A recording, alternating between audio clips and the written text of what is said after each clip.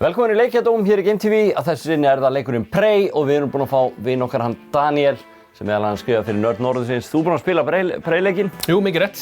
Þetta svakalegt. Þetta ekki hryllingsskotleikur? Jú, þetta svona hryllingsskot, hlutverkaleikur, svísindaskálsa, bara allt þar á milli. Þetta bara allt? Allt saman blandað saman. Nú er ég mikill aðdáandi til dæmis síðan Deus Ex leikina. Já. Er þetta svipað?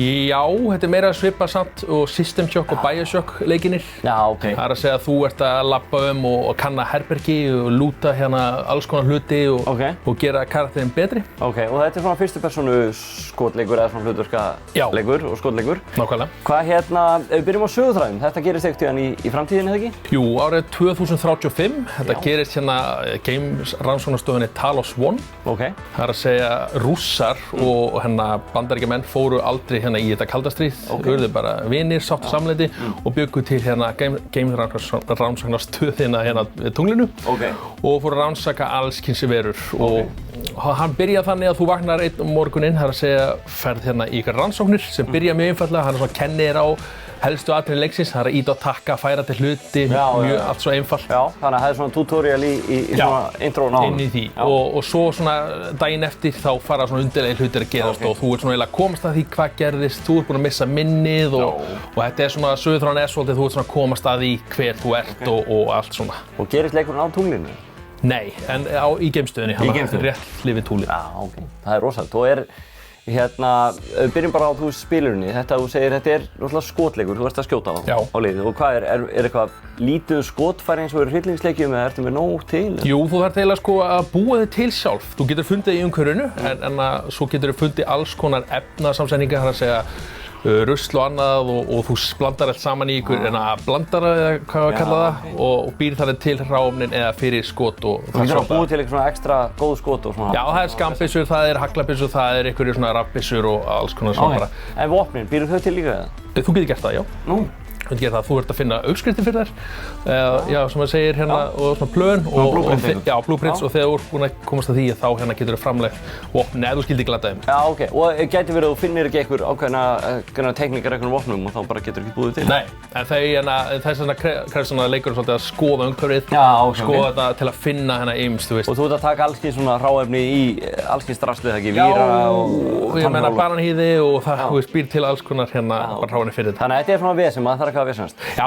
En hlutverkaleikur, er maður eitthvað að uppgreita karakterinn og eitthvað svona vesenni? Jú, það í umhverfinu finnast svo kallast neuromods. Þetta eru svona framtíðar, það sem leikurinn gengur svolítið út á er að þú ert að rannsaka verur eða geimverur og við það þá finnur mannkynið ákveðið svona lausn á ákveðið svona hlutum. Til dæmis neuromods eru eitthvað tæki sem þú skýtur svona í augað á þér og það bætir heilasellum allt í einu þú komið þekkingu og hljóðfæri eða ákveðið styrkleika sem gera verkum að karakterinn svona byggist upp á því. Þú getur svolítið valið hvort þú verður góður í skotfimi eða eitthvað öðru, hvort þú verður sterkast hlaupa hraðar og afskýrs bara þessi. Þetta er eins og moddin eins og Deus Ex og eitthvað svona, þá ertu með. Já, þetta er bara mjög líkt því. Já, ok. Þannig að þú getur svolítið valið hvað áttu ferð. Nákvæmlega. Í honum. Jú, söguþráðan svona leiði svona að þú ert að fara þangað, það er kostur, ég slökkti svolítið, hann leiði svolítið þú ert að fara þangað út að gera þetta, ég ákvað svona slökk á því, þannig að þú ert svona að skoða þig sjálfur svona aðeins forvitni,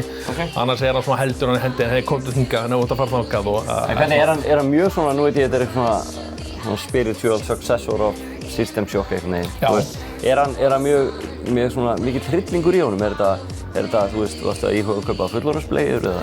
Er þetta mikið hryllingur eða? Þetta er ekki hryllingsleikur en það er svona koma bregðatriði og jú, það voru kaflar sem ég var alveg virkilega sniðug og velgerð og ég með brá virkilega. En hann er svona meira bara svona byggjaðu upp hlutverkaleikur, skotleikur og þú ert að væntanlega berjast eitthvað geimverur, ekki? Já, og það er þessi Typhon, þeir geta breytt sér í mimics eftirhermur, geta breytt sér alls kyns, bolla, blöði eitthvað. Þannig að þú veist aldrei? Nei, þú veist aldrei, þannig að þú ert alltaf með varan á skiptileiki með hönd, þannig að maður er kannski lappir í herbergi og berja skrippborðið, berja alla hluti af því að þú ert svona hræddur maður ræðst á því.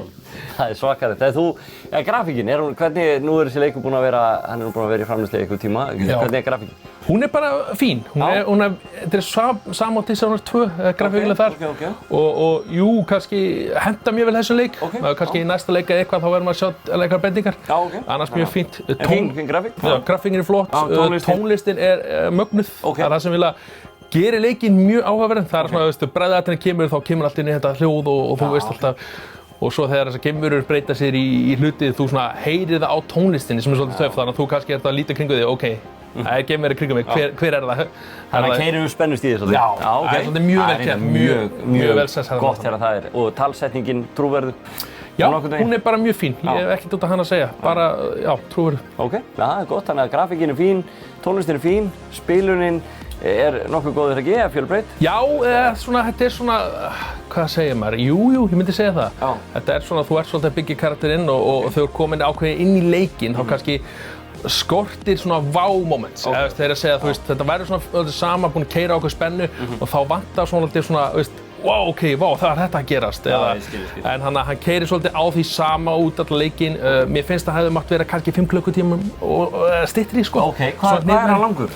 Tók mig svona 24 klukkustundir að klára söguna með öllu hérna sidequest. Þetta eins og Alien hérna, Isolation. Maður bara var að biðja að myndi fara að hætta.